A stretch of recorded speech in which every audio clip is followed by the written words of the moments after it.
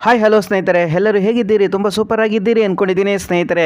ಇಂದು ನಾವು ಮಕ್ಕಳ ಬಗ್ಗೆ ತಿಳ್ಕೊಳ್ಳೋಣ ಸ್ನೇಹಿತರೆ. ಪರೀಕ್ಷೆ ಹತ್ರ ಬರ್ತಾ ಇದೆ.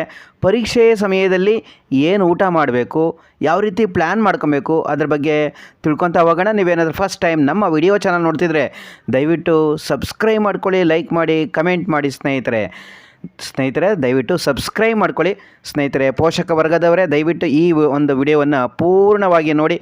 ನಿಮ್ಮ ಮಕ್ಕಳನ್ನು ಪರೀಕ್ಷೆಗೆ ಯಾವ ರೀತಿ ಸಿದ್ಧಪಡಿಸಬೇಕು ನೋಡೋಣ ಸ್ನೇಹಿತರೆ.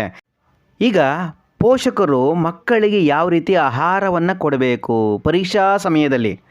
ಸ್ನೇಹಿತರೆ, ಪರೀಕ್ಷೆಗಳು ಸಮೀಪ ಬರ್ತಾ ಇದೆ. ಉತ್ತಮ ಅಂಕ ಗಳಿಸೋದಕ್ಕೆ ಸರಿಯಾದ ಒಂದು ಪ್ಲ್ಯಾನ್ ಮಾಡಬೇಕಾಗುತ್ತೆ, ಟೈಮ್ ಟೇಬಲ್ ಬೇಕಾಗುತ್ತೆ. ಹಾಗೆ ನಾವು ತಯಾರಿಸಿದ ಅಗತ್ಯವಿರುವಷ್ಟೇ ಸಮತೋಲಿತ ಮತ್ತು ಪೌಷ್ಟಿಕ ಆಹಾರ ಸೇವನೆ ಬಹಳ ಪ್ರಮುಖವಾಗುತ್ತೆ ಸ್ನೇಹಿತರೆ. ಪರೀಕ್ಷಾ ಸಮಯದಲ್ಲಿ ಮಕ್ಕಳು ಆಹಾರದ ವಿಧಾನ ಹೇಗಿರಬೇಕು, ಓದಿರುವುದು ನೆನಪಿನಲ್ಲಿ ಉಳಿಯಬೇಕೆಂದರೆ ಮೆದುಳಿಗೆ ಅಗತ್ಯವಿರುವ ಪೋಷಕಾಂಶಗಳು ಸಿಗಬೇಕು ಅಂತ ಕೆಲವು ಆಹಾರ ಪದಾರ್ಥಗಳ ಬಗ್ಗೆ ತಿಳಿಯೋಣ ಸ್ನೇಹಿತರೆ. ಒಂದನೇದಾಗಿ, ಜ್ಞಾಪಕ ಶಕ್ತಿಯನ್ನು ಹೆಚ್ಚಿಸ್ಕೊಳೋದಕ್ಕೆ ಅಗತ್ಯ ಇರುವಂಥ ಆಹಾರ ಯಾವುದು? ಸ್ನೇಹಿತರೆ, ಮೆದುಳು 50% ಭಾಗ ಕೊಬ್ಬಿನಾಂಶದಿಂದನೇ ಕೂಡಿರುತ್ತೆ. ಅದರಲ್ಲಿ 50% ಒಮೆಗಾ 3 ಕೊಬ್ಬಿನಾಮ್ಲ ಇರುತ್ತೆ. ಇವುಗಳಲ್ಲಿ ಕಂಡುಬರುವಂತಹ ನರಕೋಶಗಳ ಉತ್ತಮ ಸಂವಹನಕ್ಕೆ ಸಹಾಯ ಮಾಡುತ್ತೆ ಈ ಒಮೆಗಾ 3 ಕೊಬ್ಬಿನಾಮ್ಲ.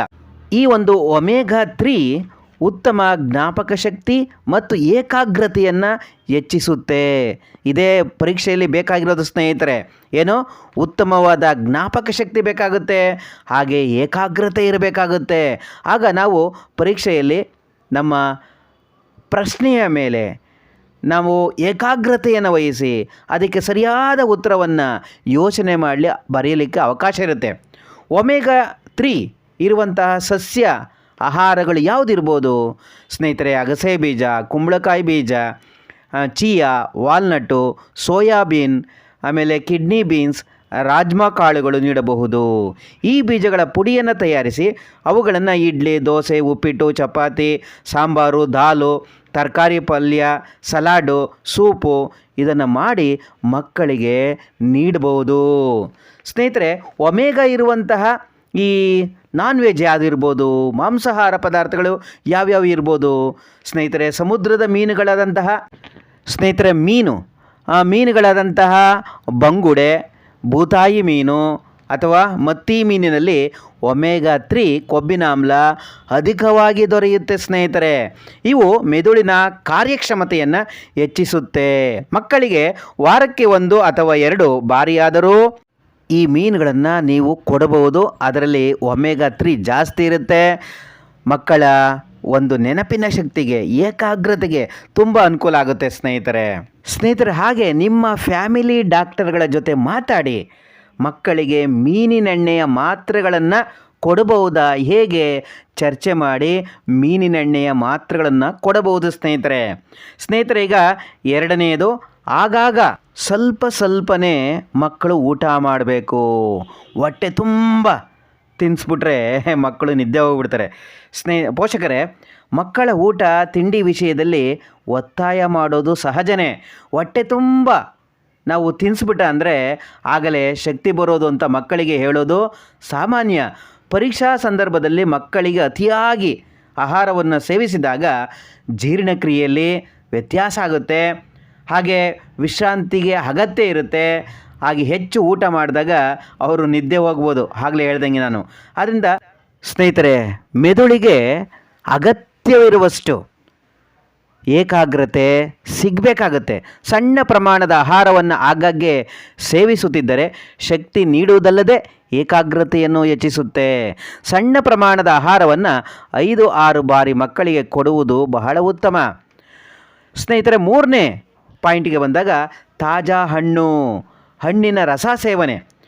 ಒಣಹಣ್ಣು, ತರಕಾರಿ ಸಲಾಡು, ಅಗಸೆ ಬೀಜದ ಲಾಡು, ಒಣಹಣ್ಣುಗಳ ಲಾಡು, ಜೇನುತುಪ್ಪದಲ್ಲಿ ಅದ್ದಿದಂತಹ ಬೆಟ್ಟದ ನೆಲ್ಲಿಕಾಯಿ, ಸೂಪ್ಗಳು, ಬೇಯಿಸಿದಂತಹ ಮೊಳಕೆ ಕಾಳುಗಳನ್ನು ನಾವು ಮಕ್ಕಳಿಗೆ ಕೊಡಬಹುದು. ನಾಲ್ಕನೇದಾಗಿ, ಕಾರ್ಬೋಹೈಡ್ರೇಟ್ ಮತ್ತು ಪ್ರೋಟೀನ್. ಸ್ನೇಹಿತರೆ, ಮುಖ್ಯವಾಗಿ ಕಾರ್ಬೋಹೈಡ್ರೇಟ್ಸ್ಗಳು ನಮ್ಗೆ ಹೆಂಗೆ ಬೇಕು? ಶಕ್ತಿಯ ಮೂಲನೇ ಕಾರ್ಬೋಹೈಡ್ರೇಟ್ಸ್. ಆದ್ದರಿಂದ ನಮ್ಮ ದೇಹದಲ್ಲಿ ಗ್ಲೂಕೋಸ್ ಆಗಿ ಅದು ವಿಭಾಗ ಆಗಿ ರಕ್ತದ ಮೂಲಕ ದೇಹದ ವಿವಿಧ ಅಂಗಗಳಿಗೆ ಪೂರೈಕೆ ಆಗುತ್ತೆ. ದೇಹ ಚಟುವಟಿಕೆಯಿಂದ ಇರೋದಕ್ಕೆ ಸಹಾಯ ಮಾಡುತ್ತೆ. ಪ್ರೋಟೀನ್ಗಳಿರುವಂಥ ಅಮೈನೋ ಆಮ್ಲ ಮೆದುಳಿನ ನರಕೋಶಗಳಿಗೆ ಅದು ಸಂವಹನ ಮಾಡೋದಕ್ಕೆ ಸಹಾಯ ಮಾಡುತ್ತೆ. ಸಿರಿಧಾನ್ಯಗಳು ಇರ್ಬೋದು, ದ್ವಿದಳ ಧಾನ್ಯಗಳು, ಮೊಳಕೆ ಕಾಳು, ಓಟ್ಸು, ಅಣಬೆ, ಜೋಳ, ಹಾಗೆ ಸೋಯಾ, ಹಾಲು, ಮೊಸರು, ಮೊಟ್ಟೆ, ಮೀನು, ಕೋಳಿ ಮಾಂಸ ಮಕ್ಕಳ ಆಹಾರದ ಪ್ರಮುಖ ಭಾಗವಾಗಿರಬೇಕು. ಹಾಗೆ ಪೋಷಕರೇ ರೋಗ ನಿರೋಧಕ ಶಕ್ತಿ ಹೆಚ್ಚಿಸಿ. 5ನೇ ಪಾಯಿಂಟು ರೋಗ ನಿರೋಧಕ ಶಕ್ತಿ. ಮಕ್ಕಳಲ್ಲಿ ರೋಗ ನಿರೋಧಕ ಶಕ್ತಿಯನ್ನು ಹೆಚ್ಚಿಸೋದಕ್ಕೆ ನಾವು ಹಣ್ಣು ತರಕಾರಿಗಳನ್ನು, ಹಸಿರು ಸೊಪ್ಪು ತರಕಾರಿಗಳು ಸೇವನೆ ಭಾಳ ಮುಖ್ಯ. ಅವುಗಳಲ್ಲಿ ಜೀವಸತ್ವ ಇರುತ್ತೆ, ಖನಿಜಗಳಿರುತ್ತೆ, ವಿಟಮಿನ್ಸ್ಗಳು ಎ ಇರುತ್ತೆ, ವಿಟಮಿನ್ಸ್ ಸಿ, ನಾರಿನಾಂಶ, ಕಬ್ಬಿಣಾಂಶಗಳು ಅಧಿಕವಾಗಿರೋದ್ರಿಂದ ರಕ್ತದಲ್ಲಿನ ಕಬ್ಬಿಣಾಂಶ ದೇಹ ಮತ್ತು ಮೆದುಳಿಗೆ ಆಮ್ಲಜನಕವನ್ನು ಸಂಪರ್ಕವಾಗಿ ಪೂರೈಸುತ್ತೆ, ರಕ್ತಹೀನತೆಯನ್ನು ತಡೆಯುತ್ತೆ. ತಾಜಾ ಹಣ್ಣು, ಹಣ್ಣಿನ ರಸ, ಸಲಾಡು, ಸೂಪ್ ಇವನ್ನೆಲ್ಲ ನೀಡಬಹುದು. ಪೋಷಕರೇ 6ನೇದಾಗಿ ನೀರು ದೇಹಕ್ಕೆ ಅಗತ್ಯವಾದದ್ದು. ಪೋಷಕರೇ ದೇಹ 70% ನಮ್ಮ ದೇಹ ನೀರಿನಿಂದನೇ ಕೂಡಿದೆ.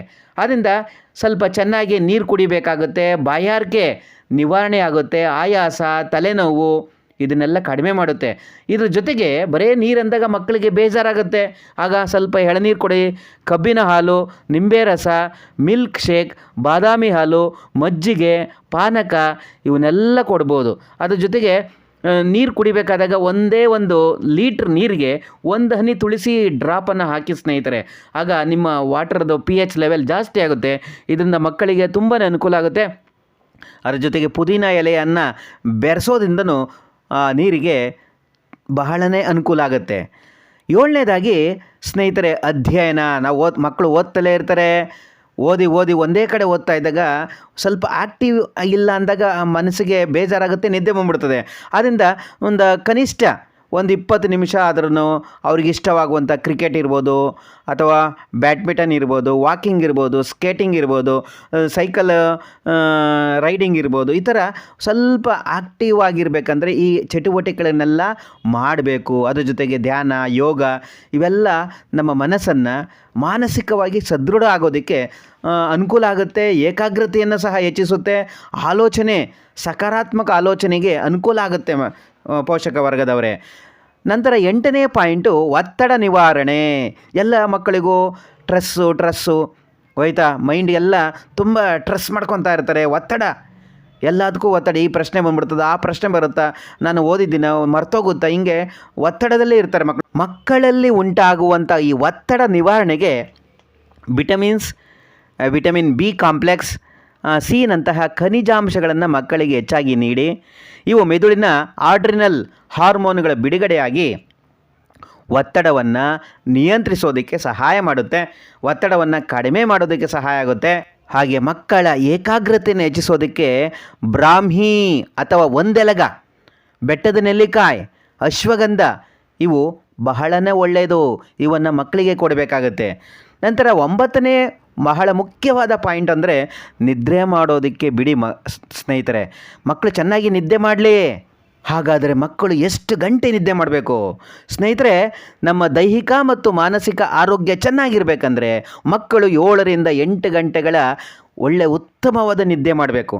ಅದರಲ್ಲಿಯೂ ಸಣ್ಣ ಮಕ್ಕಳಿಗೆ ಕನಿಷ್ಠ 10 ಗಂಟೆಗಳ ನಿದ್ದೆ ಅಗತ್ಯ ಆಗಿರುತ್ತೆ. ಪರೀಕ್ಷೆ ಸಮೀಪ ಬರ್ತಾ ಇದ್ದಂಗೆ ಕೆಲವು ಮಕ್ಕಳಿಗೆ ತುಂಬ ನಿದ್ದೆ ಬಂದ್ಬಿಡ್ತದೆ. ಕೆಲವರಿಗೆ ಹೀಗೆ ರಾತ್ರಿಡೀ ಓದೋದ್ರಿಂದ ಹಗಲೊತ್ತು ಅವರು ನಿದ್ದೆ ಮಾಡೋದುಂಟು. ಆದ್ದರಿಂದ ಅಗತ್ಯವಾಗಿರುವಷ್ಟು ಪ್ರಮಾಣದಲ್ಲಿ ಮಕ್ಕಳು ಚೆನ್ನಾಗಿ ನಿದ್ದೆ ಮಾಡಲಿ. ಇದರಿಂದ ಅವರ ಆರೋಗ್ಯ ಸುಧಾರಿಸುತ್ತೆ, ಏಕಾಗ್ರತೆ ಚೆನ್ನಾಗಿರುತ್ತೆ, ನೆನಪಿನ ಶಕ್ತಿನೂ ಸಹ ಚೆನ್ನಾಗಿರುತ್ತೆ. 10ನೇ ಪಾಯಿಂಟಿಗೆ ಬರೋದಾದರೆ ಬಿಸಿ ತಾಜಾ ಆಹಾರ ನೀಡಿ.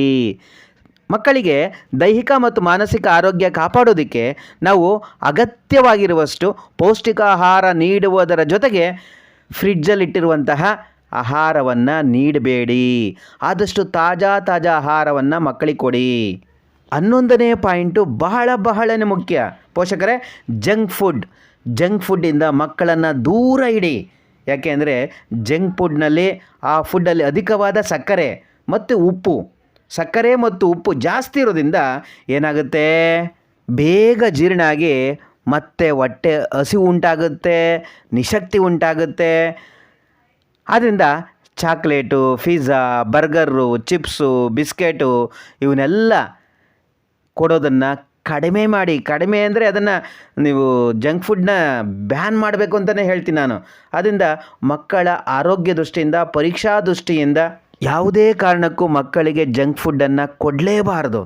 ಇದರಿಂದ ನೂರಾರು ಪರೀಕ್ಷೆ ಸಮಯ ಅಷ್ಟೇ ಅಲ್ಲ, ಎಲ್ಲ ಥರದ ಕಾಯಿಲೆಗಳಿಗೆ ಜಂಕ್ ಫುಡ್ಡೇ ಕಾರಣ ಅಂತ ನಾನು ಹೇಳ್ತಾ ಇದ್ದೀನಿ. ಸ್ನೇಹಿತರೆ, ಇಷ್ಟು ಪಾಯಿಂಟ್ಸ್ ಆಗಿತ್ತು. ಎಲ್ಲ ಪಾಯಿಂಟ್ಸ್ಗಳು ಸ್ವಲ್ಪ ಸಮಯ ಜಾಸ್ತಿ ತೊಗೊಂಡಿರ್ಬೋದು. ಸ್ನೇಹಿತರೆ, ಪೋಷಕ ವರ್ಗದವರೇ, ಯಾರ್ಯಾರು ಮಕ್ಕಳು ಈ ರೀತಿ ಪರೀಕ್ಷೆಗೆ ಸಿದ್ಧರಾಗ್ತಾ ಇದ್ದಾರೆ, ಕೇವಲ ಚೆನ್ನಾಗಿ ಓದ್ತಾ ಇದ್ದೀನಿ, ಬಯಾಟ್ ಮಾಡ್ತಾ ಇದ್ದೀನಿ, ಕಲಿತಾ ಇದ್ದೀನಿ, ತಯಾರು ಮಾಡ್ಕೊತಾ ಇದ್ದೀನಿ, ಈ ತಯಾರಿ ಮಾಡ್ಕೊತಾ ಇದ್ದೀನಿ, ಅಷ್ಟಕ್ಕೆ ಸೀಮಿತ ಆಗದೇ ಪೋಷಕರು ಇಷ್ಟೆಲ್ಲ ಸುಮಾರು 11 ಪಾಯಿಂಟ್ಸ್ಗಳನ್ನು ನಾನು ಹೇಳಿದ್ದೀನಿ. ಅದ್ರ ಕಡೆ ನೀವು ಗಮನ ಕೊಡಿ. ನಿಮ್ಮ ಮಕ್ಕಳನ್ನು ಒಳ್ಳೆ ಮಾರ್ಕ್ಸನ್ನು ತೊಗೊಳೋದಕ್ಕೆ ಇದೆಲ್ಲ ಸಹಾಯ ಆಗುತ್ತೆ ಅಂತ ನಾನು ಭಾವಿಸಿದ್ದೇನೆ. ಸ್ನೇಹಿತರೆ, ವಿಡಿಯೋ ನೋಡ್ತಿರುವಂಥ ಎಲ್ಲ ಸ್ನೇಹಿತರು ದಯವಿಟ್ಟು ಇದು ಬಹಳ ಉತ್ತಮವಾದದ್ದು. ನಿಮ್ಮ ಸ್ನೇಹಿತರ ಮಕ್ಕಳಿಗೆ, ಬೇರೆ ನಿಮ್ಮ ಎಲ್ಲ ಸ್ನೇಹಿತರಿಗೆ ಈ ಒಂದು ವಿಡಿಯೋವನ್ನು ಶೇರ್ ಮಾಡಿ. ಮಕ್ಕಳು ಹೆಚ್ಚಿನ ಅಂಕ ತಗೊಳ್ಳಿಕ್ಕೆ ಈ ಒಂದು ಪಾಯಿಂಟ್ಸ್ಗಳು ಸಹಾಯ ಆಗುತ್ತೆ ಅಂದ್ಕೊಂಡಿದ್ದೀನಿ. ದಯವಿಟ್ಟು ಸಬ್ಸ್ಕ್ರೈಬ್ ಮಾಡ್ಕೊಳ್ಳಿ, ಲೈಕ್ ಮಾಡಿ, ಈ ವಿಡಿಯೋವನ್ನು ಎಲ್ಲರಿಗೂ ಶೇರ್ ಮಾಡಿ ಸ್ನೇಹಿತರೆ. Thank you so much.